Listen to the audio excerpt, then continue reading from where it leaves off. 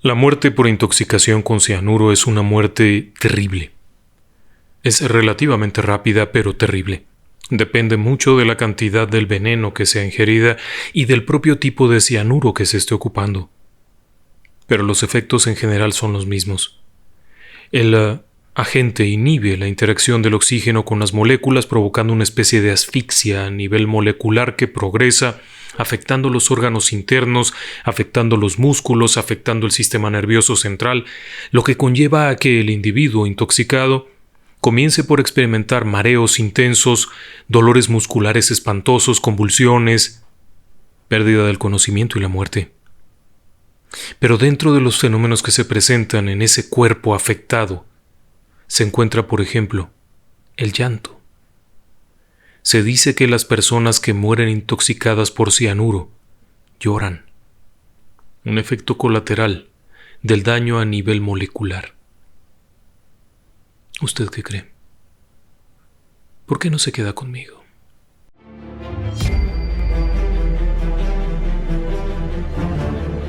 Relatos del lado oscuro. Fantasmas. Seres extraños. Sucesos inexplicables. Perversidad humana. Historias que otras mentes prefieren ignorar.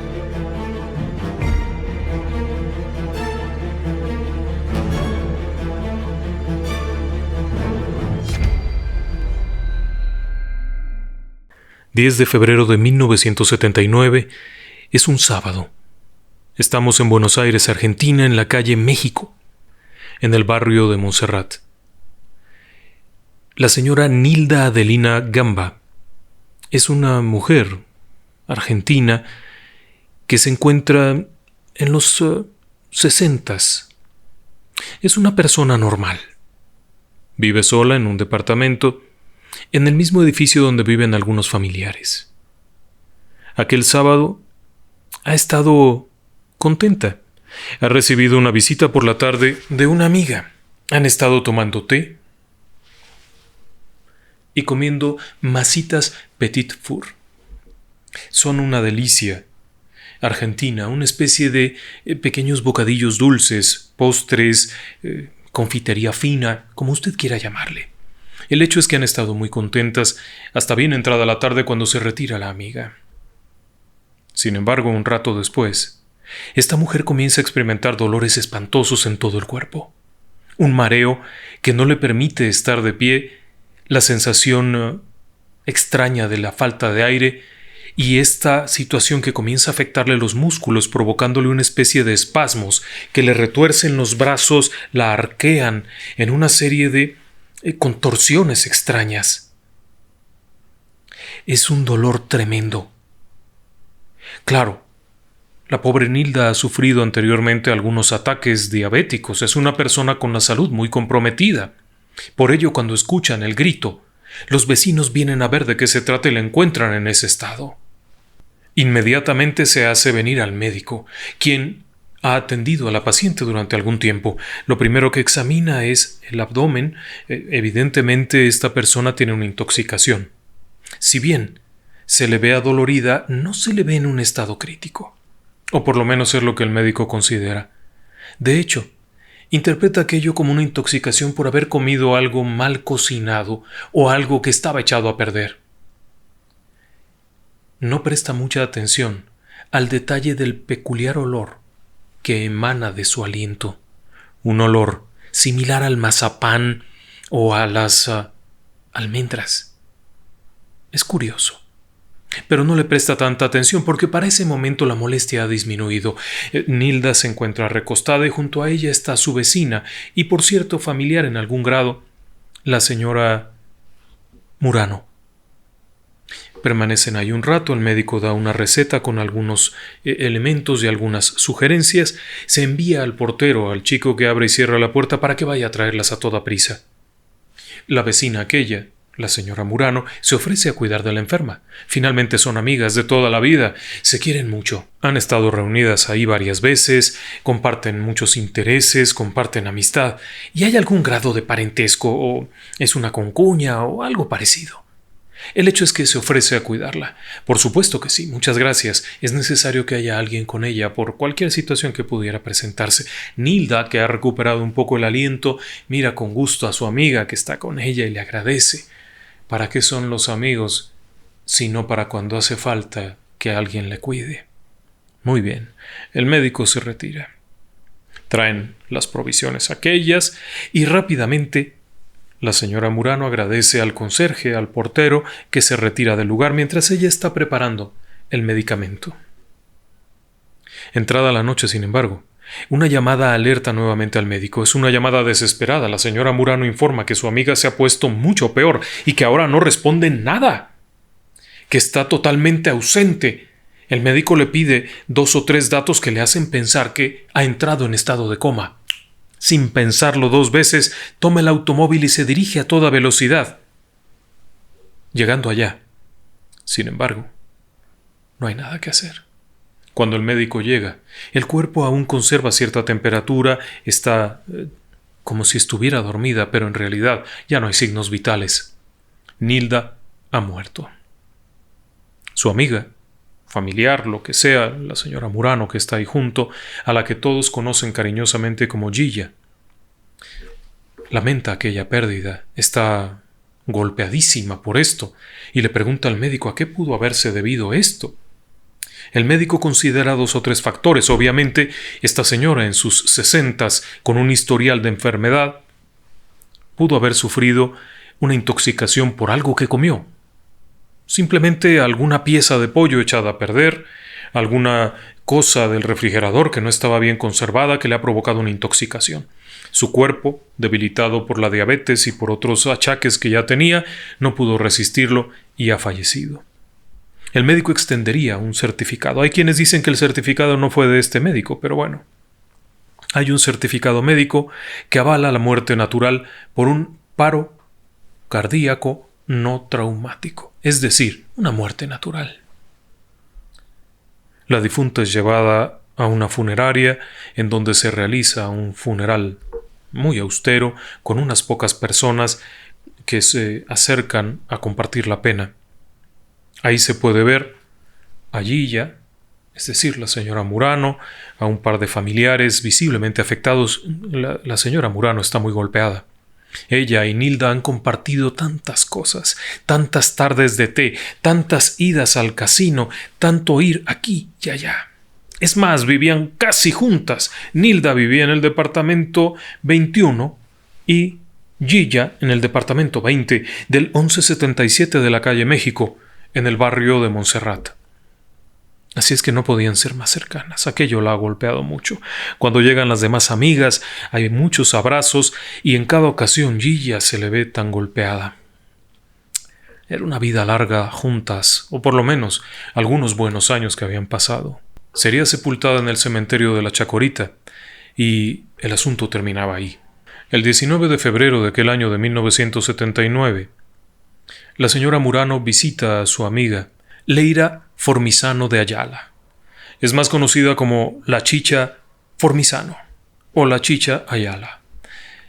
Chicha es una mujer en sus 52, 51 años. Ha sido compañera de esta mujer durante mucho tiempo, así es que el hecho de su visita es muy bien recibido porque ambas han perdido una amiga, así es que se reúnen, se dan un fuerte abrazo. La señora Murano es una mujer que en ese momento tendrá unos 49 años y junto con la Chicha han compartido las cosas que usted no se puede imaginar. Juntas han ido muchas veces de viaje al Mar del Plata, han estado por aquí y por allá, van al teatro, al cine, inclusive cada semana, al menos una vez por semana, suelen reunirse y solían reunirse también con la difunta para tomar té y masitas, esta especie de postre de alta repostería que es muy de su gusto. Ahora mismo, la señora Murano, Gilla, como le conocen todos, acaba de venir a visitar a Chicha Ayala.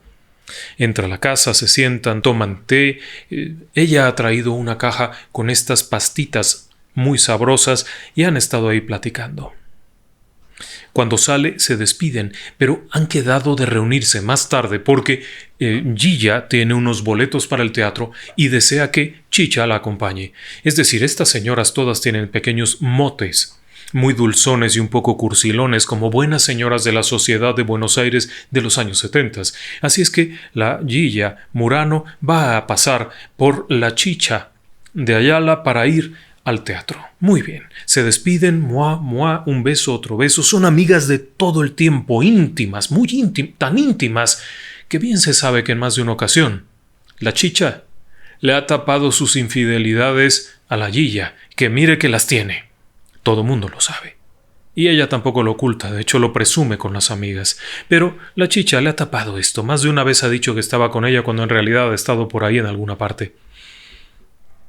El asunto está en que, al caer la noche y justo a tiempo para llegar al teatro, aparece la Gilla Murano, que toca el timbre, nadie responde, vuelve a tocar el timbre, nadie responde, sigue insistiendo, en lo que sale el portero que le dice, señora, a sus órdenes, es que vengo por mi amiga, la señora de Ayala, pero no me abre, no responde. Dice, ¿desea que le toque la puerta? Dice, no, me preocupa porque se sentía un poco mal en la tarde que la he dejado, pero mejor la dejamos descansar, ¿qué le parece? No importa, volveré mañana. Al día siguiente, el portero se daba cuenta de un detalle. Como todos los días, tras recibir el diario, iba y lo colocaba en la puerta de esa vecina. Pero ese día, la vecina, aun siendo ya más allá de las 11 de la mañana, no ha abierto para recoger el diario. Ella siempre era muy puntual en eso.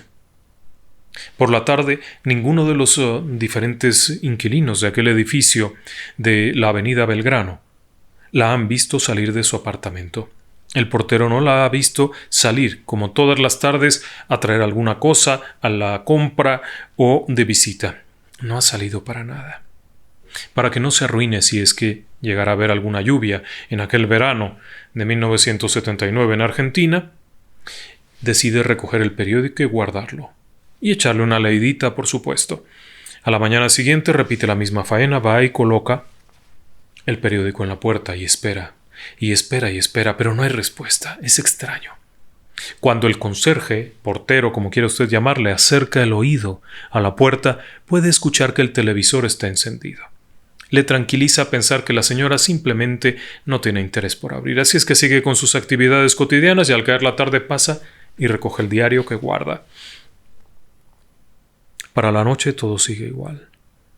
A la mañana siguiente, de nueva cuenta y por tercer día consecutivo coloca el diario. Y ya bien entrada la tarde de aquel caluroso febrero de 1979 y siendo el día 22 de febrero, el portero se preocupa porque no ha recogido el periódico, pero además hay algo, la temperatura es alta. Y del interior del departamento, además del sonido del televisor, también emana un olor extraño, un olor poco agradable. Cuando otro de los vecinos se percata que el portero está olfateando y haciendo cosas raras en el departamento B de la planta baja, se acerca a ver de qué se trata y también percibe ese peculiar olor que le resulta desagradable y molesto. Acto seguido, alguien más, alguno de los otros vecinos, pasa por ahí y dice, efectivamente, huele muy mal, huele a algo podrido, a algo descompuesto. La preocupación crece porque al tocar la puerta nadie contesta. El portero tiene llave. Saca su llave, la introduce en la cerradura, pero no puede abrir porque por dentro está puesto un seguro que no permite abrir. La preocupación sigue creciendo y ya por la tarde el olor se ha vuelto tan fuerte que deciden llamar a la policía. La policía se desliza a través de uno de los balcones, abre una ventana y se introduce, llegando hasta la sala en donde encuentran, efectivamente, a la señora Chicha Ayala, sentada en su sillón, con el televisor encendido. A su lado hay una mesita que tiene una tetera, una taza con té, una cesta con masitas finamente decoradas y ahí colocadas, y su cadáver se está descomponiendo en el calor de una tarde de verano de 1979. La inflamación ha dado paso a que los olores minen y comiencen a reinar en el ambiente. Han pasado 3 días, esta mujer está en proceso de descomposición. Se hace llegar inmediatamente a las demás autoridades que recuperan el cuerpo y lo envían inmediatamente al servicio médico legal, en donde se examina minuciosamente. Mientras esto ocurre, la Gilla Murano se preocupa enormemente, es su amiga y, por supuesto, se acerca al lugar, pregunta aquí, pregunta allá, pero no hay respuestas. Simplemente no hay respuestas. El dictamen médico consideraría que la mujer había muerto por un paro cardíaco. Simplemente se había sentado a ver el televisor y había muerto. El estado de descomposición del cadáver revelaba que había sido la tarde de aquel día 19 de febrero cuando había fallecido y no exhibía señales de violencia. La puerta estaba cerrada, las ventanas estaban cerradas, todo estaba en orden. Simplemente no se veía ninguna causal de muerte. El cuerpo fue enviado, igual que la amiga anterior, al cementerio de la Chacorita en el lote 30. En muy poco tiempo, la querida Gilla Murano había tenido que ir a 2 funerales de amigas muy queridas y había asistido al mismo cementerio a dar el último abrazo a los féretros que contenían los restos mortales de tan queridas amigas.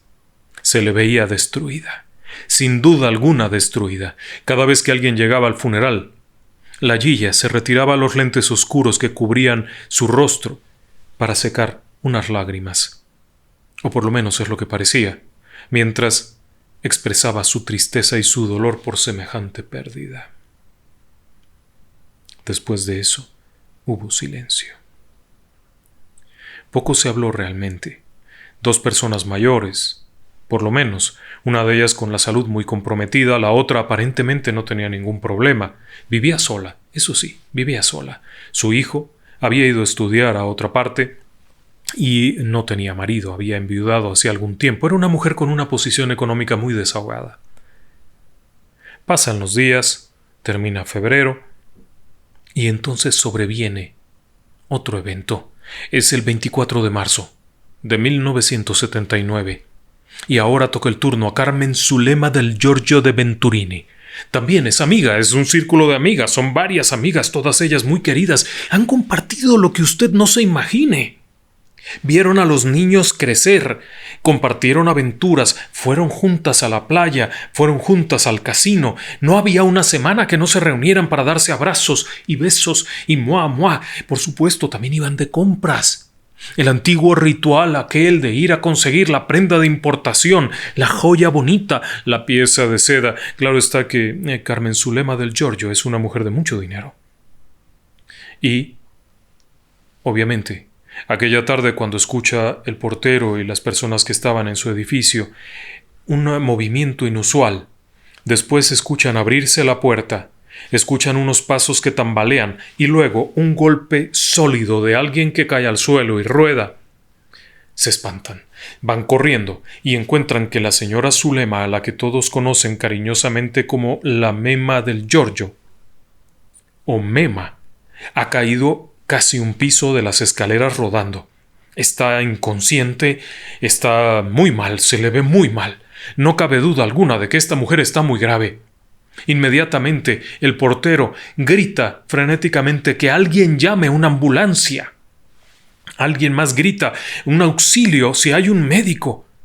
En ese momento, para su desgracia, la señora Gilla de Murano venía a visitarla, porque además son primas, además de amigas, cercanas, hermanas que han crecido juntas, son primas en segundo grado. Así es que viene a visitarla y la encuentra ahí tendida. Inmediatamente le dice al portero: ¿tienes llave de su apartamento? Dímelo. Sí, señora. ¿Te ha dicho algo antes de desmayarse? Aquel hombre le dice: no, yo no hablé con ella. Pero a ti no te ha dicho nada. ¿A usted le ha dicho algo? ¿A usted le ha dicho algo? No la vimos. La mujer toma las llaves e inmediatamente se regresa hacia donde están todos y dice: llamaré ahora mismo a sus familiares. Voy a buscar su agenda para llamarles. Entra al departamento. Mientras esto ocurre, alguien ya ha llamado a una ambulancia que se escucha conforme viene acercándose al domicilio. Para el momento en el que la ambulancia se ha detenido y los médicos o paramédicos descienden para tratar de recuperar a esta persona, la señora Gilla de Murano sale del departamento apresurada diciendo: ya está, y lleva consigo la libretita y unas cosas. Se sube inmediatamente a la ambulancia para acompañar a su prima, que está muy grave. Por supuesto que nadie le dice nada, pues si es la prima, es el único familiar que está por ahí, y avanzan rápidamente en medio del tráfico. Pero antes de llegar al hospital, Mema del Giorgio de Venturini está muerta. Cuando llegan al hospital, la mujer está muerta. La reciben, la conducen al anfiteatro, en donde comienzan a preguntarse qué fue lo que ocurrió. Esta mujer no tenía ningún problema de salud, tenía 52 años, era una persona activa, fuerte, visitada por sus hijos, con un movimiento social muy fuerte. ¿Qué rayos había ocurrido? En ese momento el médico se pregunta qué pudo haber sido, pero de nueva cuenta, tras revisar el cuerpo, no encuentra señales de juego sucio, no encuentra golpes, heridas, un apuñalamiento, nada. La única lesión que tiene se la produjo ella misma al caer. Está desconcertado. Cuando sale de ahí lo intercepta la señora Murano, que le pregunta si sabe algo que pudo haberle ocurrido a Mema. El médico responde que no está seguro y ella pregunta nuevamente: bueno, pero usted ¿qué interpreta? ¿Qué piensa que pudo haber sido? No lo sé, necesitamos hacer algunos análisis, necesitamos revisarla. A lo que aquella mujer le dice: por favor, no, la autopsia no. A mi prima no es necesaria, ciertamente, ¿verdad? Murió de causas naturales. Y esta simple insinuación al médico le hace pensar que algo no anda nada bien. No anda nada bien porque esta mujer no se veía mal. Así es que ordena tomar muestras. Ordena tomar muestras de fluidos sanguíneos, muestras de tejidos y revisar el cuerpo, pero no encuentra nada. No hay ninguna señal de esto y no hay ninguna denuncia, por lo tanto, no obedece a una autopsia, efectivamente, como había dicho aquella mujer. La causa se declara causa de muerte natural, de origen desconocido. El cuerpo es enviado al funeral, en donde de nueva cuenta la Gilla Murano en muy poco tiempo ha perdido a sus 3 amigas. Son muchas más amigas que tiene, pero ha perdido a 3 muy cercanas. Mema era una mujer de toda la confianza del mundo. Durante el funeral, bueno, es terrible verla, se quiere desmayar varias veces. Pasados un par de días, sin embargo, las cosas cambian un poquito. Verá, cuando la hija de Mema visita su departamento, se percata que está un poco revuelto. Se percata que faltan algunas cosas. Le extraña esto, por lo que desciende inmediatamente y le pregunta al portero quién entró al departamento, a lo que el hombre responde: el mismo día en el que su mamá se desmayó por la mañana había venido su prima, la señora Murano. ¿Qué tiene de raro? Son familia. ¿Qué más? Cuando la señora se desmayó, casualmente su prima acababa de llegar a visitarla nuevamente. Me pidió la llave. ¿Y usted se la dio? Sí, señor. Se la di para que entrara porque iba a llamar a los familiares. Ese detalle hace a esta chica pensar las cosas 2 veces. Nadie llamó a ningún familiar. Ella fue quien llamó a los familiares y a ellos nadie les había avisado de nada. Por lo que no había habido tales llamadas, no había habido el motivo, no tenía por qué entrar al departamento si la prima estaba ahí. Regresa al departamento y comienza a buscar porque ella sabe que hay un detalle que pocos conocen, y es que su madre le había prestado una fuerte cantidad de dinero a la Gilla para una inversión en una especie de financiera o en alguna cosa similar, y no se lo había devuelto. Le había firmado un pagaré, 20 millones de pesos ley. Era mucho dinero para la época. La chica, Diana, comienza a buscar el mentado pagaré por todas partes, pero no lo encuentra. Cuando regresa a ver al portero, le pregunta: ¿usted vio si sacó algo? A lo que el portero dice: sí, claro, si sacó la libreta, sacó algunas cosas, una botellita con el medicamento de su mamá para llevarlo al hospital. ¿Cuál medicamento? Un pequeño frasco que llevaba en la mano, que dijo que era el medicamento de la señora Mema, que tenía que llevarlo. La chica inmediatamente responde: pero mi madre no tomaba ningún medicamento, y mucho menos de un frasco. ¿De qué está hablando? Acto seguido se da la vuelta, cierra y se va a la policía, en donde presenta una denuncia, acusando directamente a Gilla Murano de haber asesinado a su madre.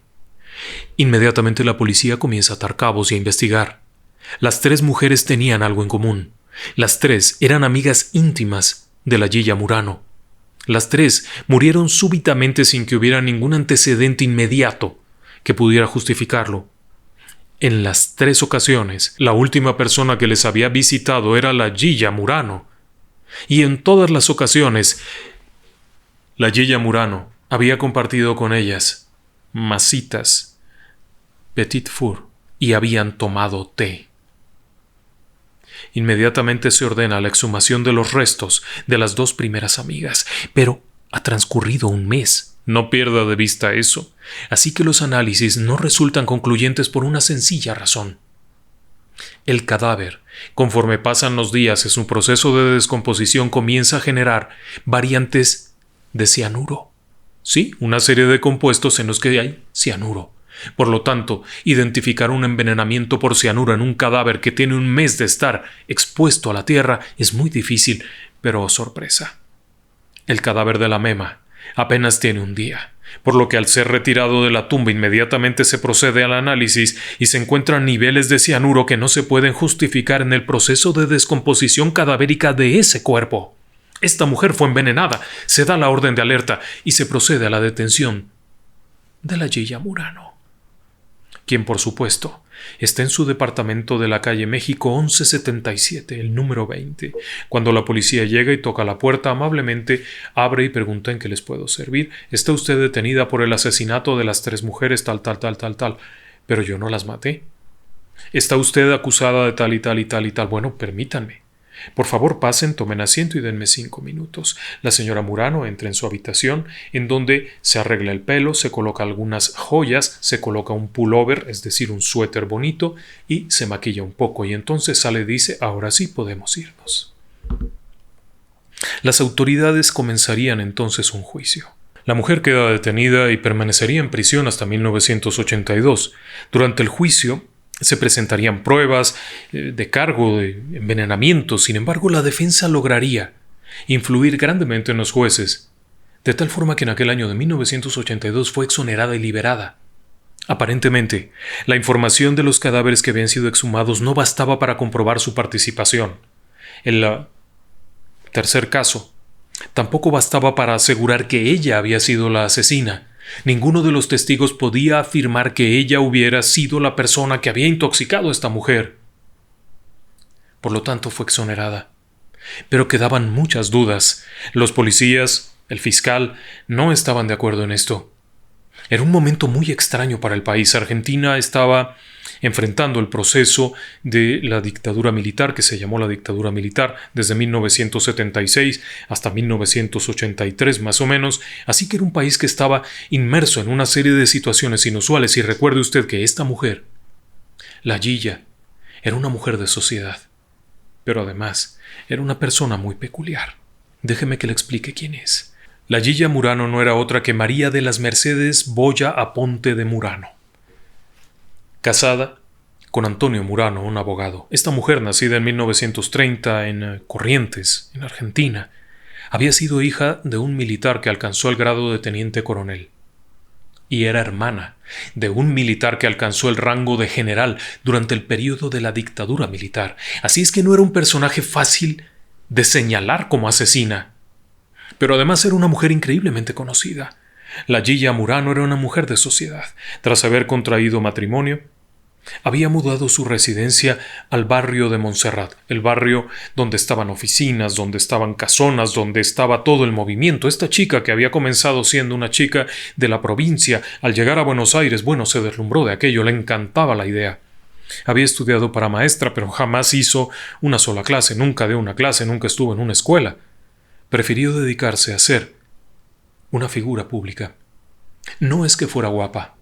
La Gilla Murano era una mujer alta, de una cabellera espectacular, rubia o por lo menos de tono claro, muy robusta, de espaldas muy anchas por haber practicado natación, con una voz estruendosa, ruidosa, a la que le encantaba la vida social. Decía su marido que nunca le había cocinado nada. Ella insistía en que a veces el desayuno, pero por lo regular, lo suyo no era atender a nadie. Lo suyo era salir a tomar el té con las amigas, ir de compras, por supuesto las joyas. Siempre aseguró que a la Gilla Murano se le recordaba más por el sonido de las pulseras y las alhajas que hasta por el propio perfume. Era una mujer tremenda. Le gustaba mucho la buena vida. Le gustaban mucho las fiestas, el teatro, el cine, los viajes, el casino, tomar champán. Le gustaba vestir con ropa elegante, de marca, traída de Francia, de seda, de cosas finas. El problema es que, por supuesto, todo esto significa mucho dinero, y no lo tenía. La Yiya Murano era la esposa de un abogado que atendía casos civiles. No era la gran figura, así es que muchas veces no había dinero ni para pagar la renta.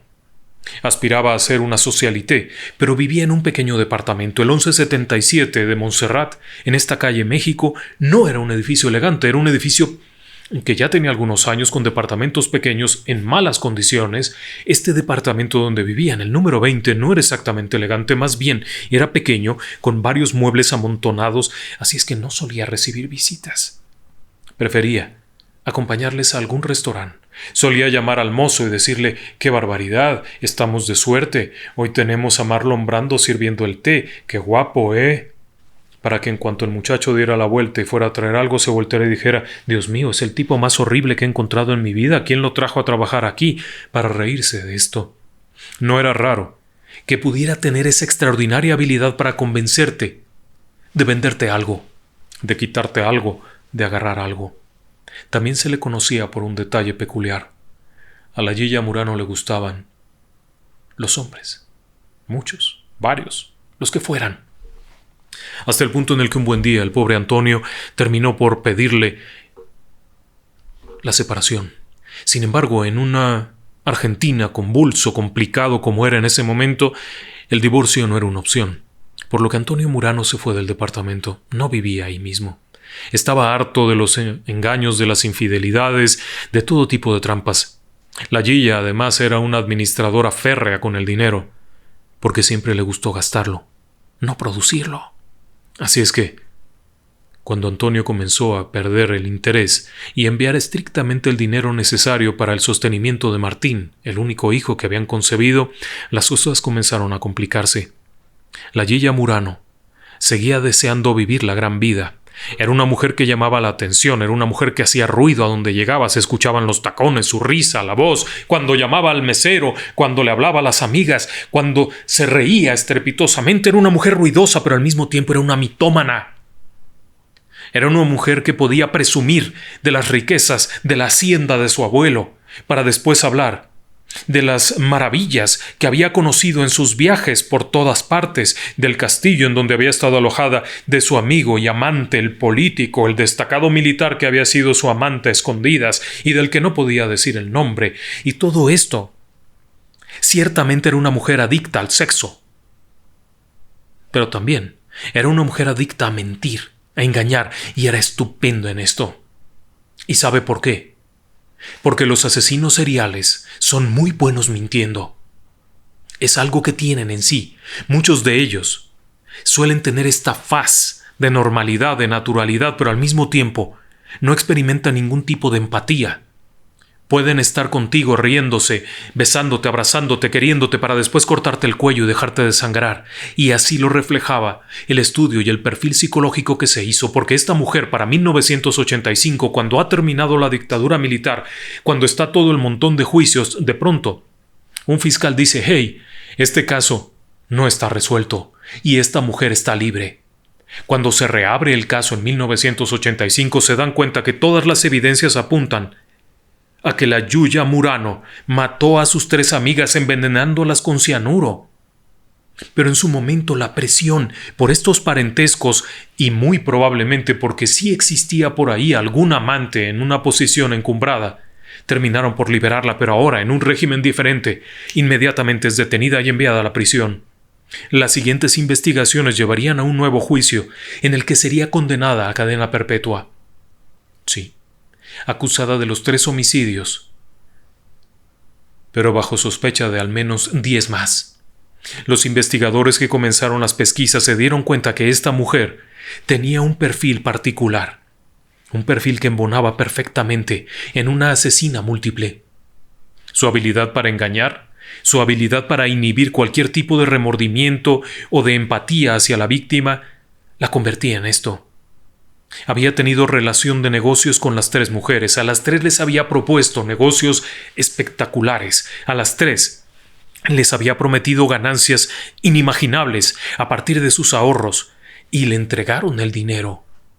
Por supuesto, cuando el dinero se acabó porque lo había gastado, dejó de pagar los dividendos. Las mujeres aquellas comenzaron a solicitar su dinero y esta nerviosa comenzó a visitarlas a menudo, hasta que finalmente optó por matarlas. Pero no eran las únicas personas que faltaban. Había varios casos abiertos de situaciones muy similares que tenían algún vínculo con la Yiya Murano. Desafortunadamente la fiscalía no pudo hilvanarla correctamente con estos casos y terminó condenándola únicamente por 3. Era preferible así.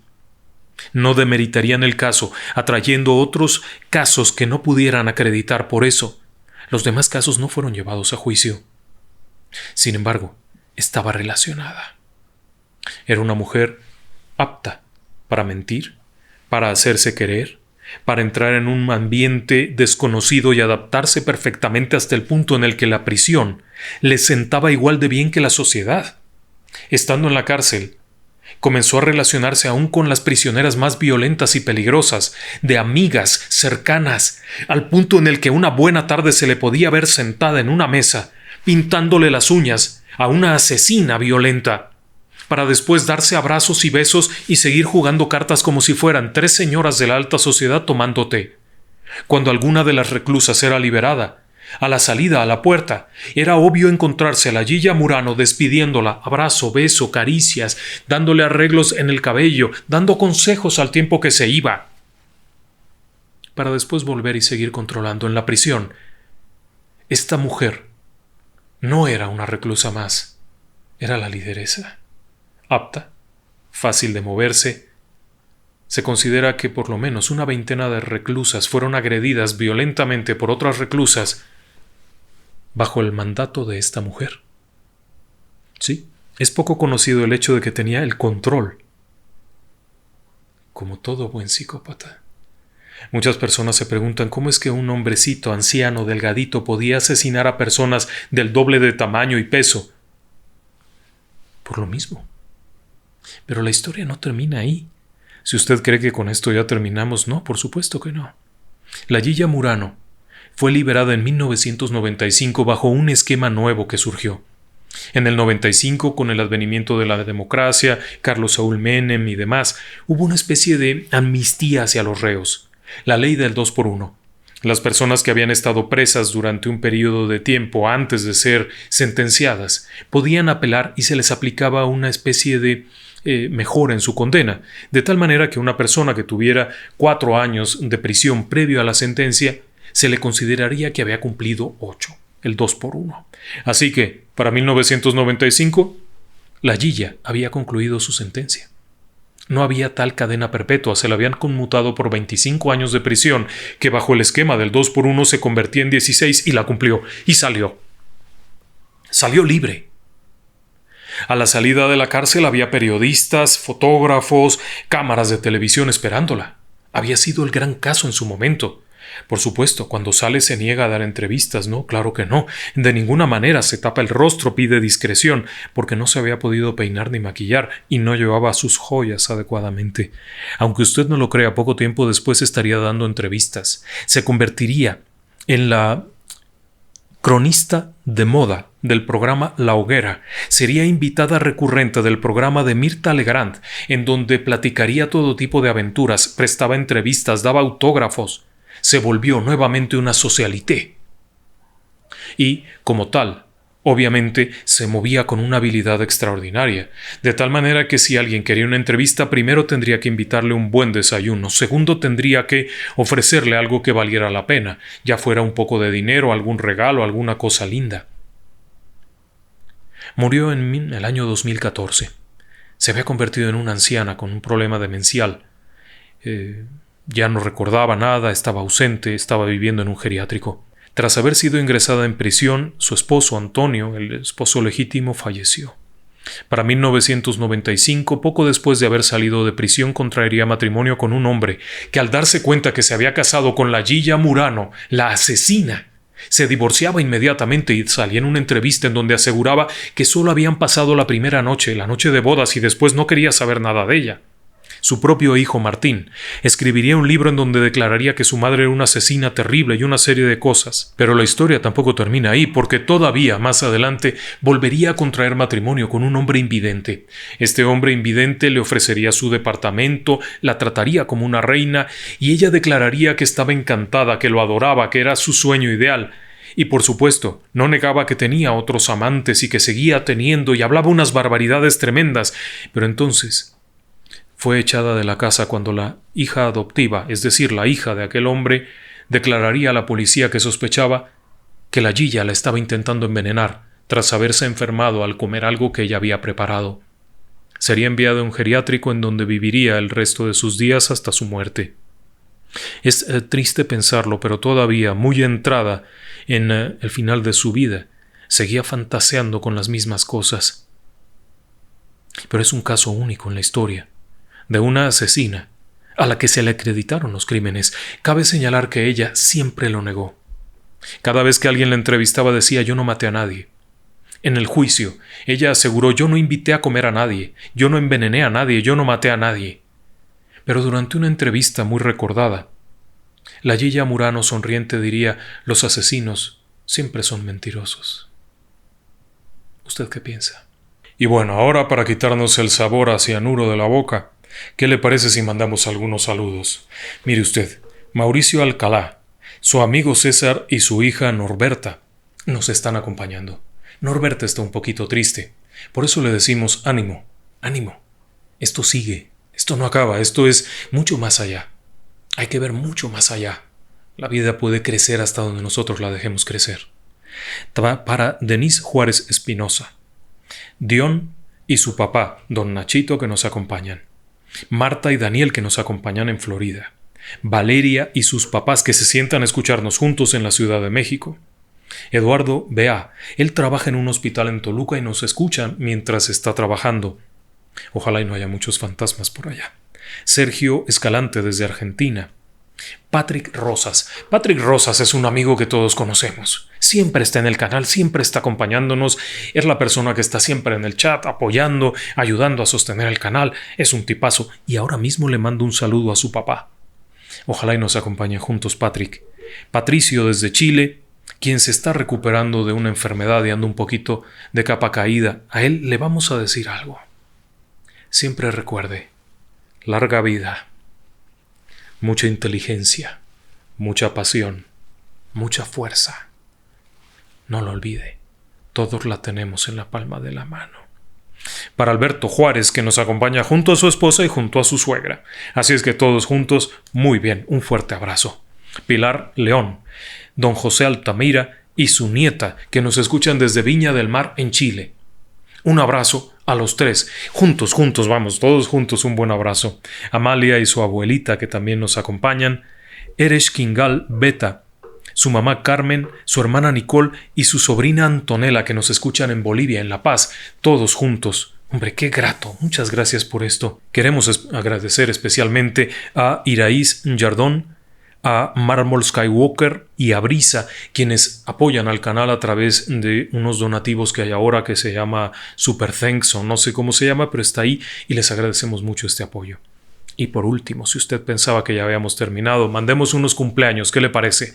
Juan Carlos, de parte de su esposa Emma González, un feliz cumpleaños. Luli Lascano en Buenos Aires, un fuerte abrazo. Sun Yun, un fuerte abrazo también por ese cumpleaños. Qué bueno que nos acompaña. Le recordamos mucho este nombre. Al papá de Guadalupe Ramírez, que cumplió 93 años. Y a su sobrinita Brenda. 93 años. Papá de Guadalupe, un fuerte abrazo por allá. Una larga vida. Muchas historias, mucha sabiduría. José Alfredo Vicente, de parte de su esposa Wendy. Un abrazo. Alfonso Echevarría, de su esposa Iliana. Un abrazo a ambos. Gracias por acompañarnos. Para el teacher Boris Piñeris. Boris es nuestro querido amigo del canal. Desde los primeros videos nos ha acompañado. El teacher está en Colombia y es un personajazo. Todos en el canal le aprecian mucho porque ha estado siempre junto con Vicat, con Aurelio, con todos ellos que han estado ahí desde el inicio. Es un gusto saberlo, teacher. Un fuerte abrazo. Para Naomi, de parte de su mamá, Guadalupe Martínez. Muchas gracias a todos ustedes. Muy buenas noches. Y que descansen en paz.